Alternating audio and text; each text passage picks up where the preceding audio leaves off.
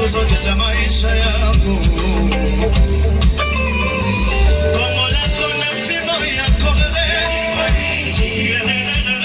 umenipaka mafuta kichwani pangu. Hakika wema na fadhili sitanifuata siku zote za maisha yangu. Sema Bwana Bwana, mchungaji wangu sitapungukiwa nami. Bwana Bwana Bwana, mchungaji wangu sitapungukiwa nami. Kati malishe majani mabichi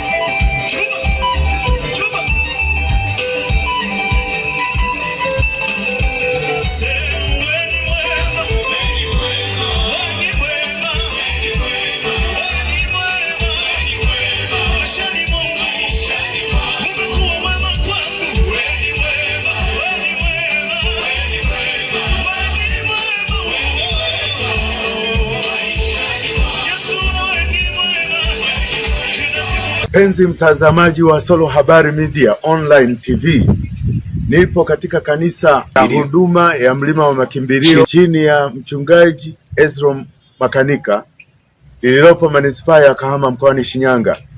Kanisa hili lina uwezo wa kuchukua zaidi ya watu 10,000, maana litakuwa na gorofa.